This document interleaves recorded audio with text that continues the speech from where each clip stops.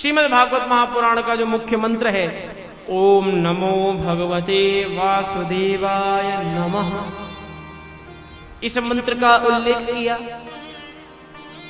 बोले ये ओम नमो भगवते वासुदेवाय नमः, वासुदेव किसे कहते हैं?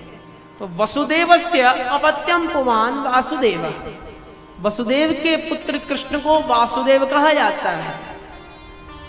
तो फिर महाराज ये मंत्र का जाप तो वे ही लोग करेंगे जो भगवान कृष्ण के भक्त होंगे। जो कृष्ण के भक्त नहीं हैं वे इस मंत्र का जाप भला क्यों करेंगे? तो श्रवण करने भी वे ही श्रोता आएंगे जो कृष्ण के प्रिय हैं, जो कृष्ण से प्रेम करते हैं, जो राम जी के भक्त हैं, वो क्यों सुनने आएंगे? तो कहते हैं यहाँ पर वासुदेव का अर्थ वसुदेवस्य अपत्यम पुमान ऐसा भी आप लोग कर सकते हैं, परंतु वास्तविकता में इसका अर्थ यह उचित रहता है, वासुदेव अर्थात वसति सर्वत्र सर्वदा सर्वेषु यह सह वासुदेवः, जो सदैव नित्य निरंतर सभी में, सभी के अंतःकरण में प्रतिक्षण निवास करते हो, वे वासुदेव, उन वासुदेव परमात्मा को नमस्कार है, ना कि वसुदेव जी के अपत्य वसुदेव पुत्र भगवान कृष्ण को। अब कृष्ण भक्त वसुदेव से अपत्यम पुमान करते रहे, वसुदेव पुत्र कृष्ण को नमस्कार है, और अन्य भक्त जो भगवान राम के भक्त हैं, माँ भगवती के भक्त हैं, जो अपने इष्ट को पूजित करते हैं, वे अपने इष्ट को नमन करें इस मंत्र के माध्यम से। पुनश्च अथ प्रथमोध्यायः, अथ शब्द का प्रयोग किया प्रथम अध्याय से पहले। अथ का प्रयोग किया जाता है, आप लोग जब शास्त्रों का अध्ययन करें या पुराणों का अध्ययन करें, हर अध्याय से पहले अथ शब्द का प्रयोग होता है। बोले क्यों, अथ क्यों लगाया जाता है? तो अमरकोशकार कहते हैं कि मंगलानंतर आरंभ प्रश्न कार्त्स्यश्वथो अथ, अथा और अथ, अथ शब्द मंगल कारक होता है, मंगलाचरण हेतु अथ शब्द किया जाता है। तो मंगलाचरण क्यों किया जाता है इसकी चर्चा भी विशेषतः जब श्रीमद् भागवत महापुराण के मंगलाचरण अर्थात प्रथम स्कंद के श्लोकों की चर्चा करेंगे तब करेंगे, परंतु वर्तमान के समय में आप लोग ये ध्यान रखिए कि अथ शब्द का प्रयोग होता है मंगलाचरण करने के लिए। इसके पश्चात श्रीमद् भागवत महापुराण के महात्म्य के अंतर्गत सर्वप्रथम ग्रंथ के प्रमुख देव का ध्यान किया, उसके ग्रंथ के प्रमुख आचार्य को नमस्कार किया। सबसे पहले भगवान कृष्ण को नमस्कार करते हैं। क्या कहते हैं कि सच्चिदानंद रूपाय विश्वोत्पत्त्यादि हेतवे तापत्रय विनाशाय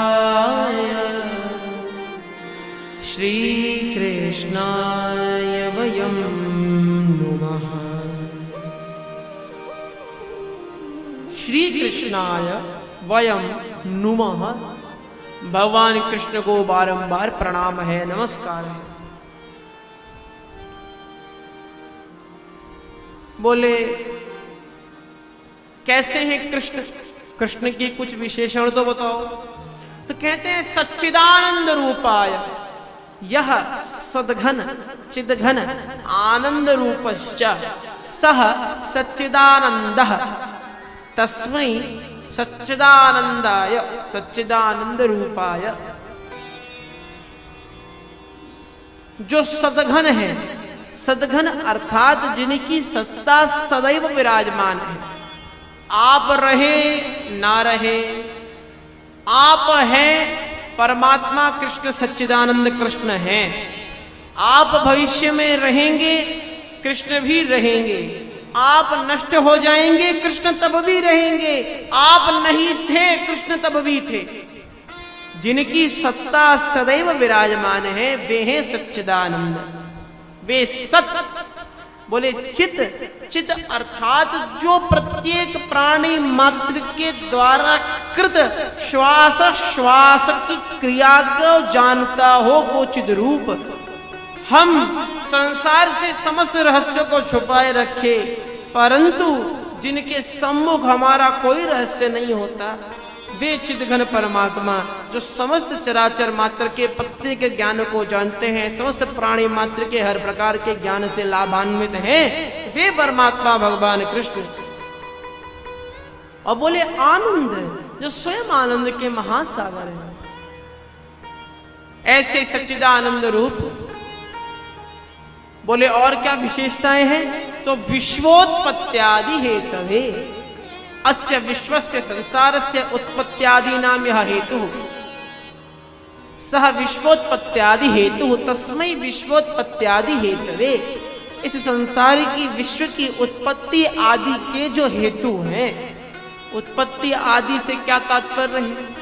बोले इस संसार की उत्पत्ति, इस संसार का संचलन और इस संसार का अंत, इन तीनों के जो कारण है वो है विश्वोत्पत्त्यादि हेतु।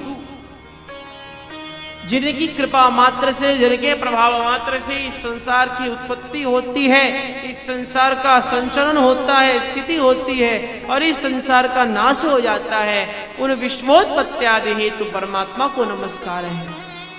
तापत्रय विनाशाय, जो आदि दैविक, आदि भौतिक और आध्यात्मिक तीनों तापों का नाश कर दे। दैवजन्य ताप, भूतजन्य संसारजन्य चित्त संताप और आध्यात्मिक संताप, इन तीनों संतापों का जो नाश करें वे है तापत्रय विनाशाय श्री कृष्णाय वयं नुमः। उन श्री कृष्ण के श्री चरणों में बारंबार प्रणाम करते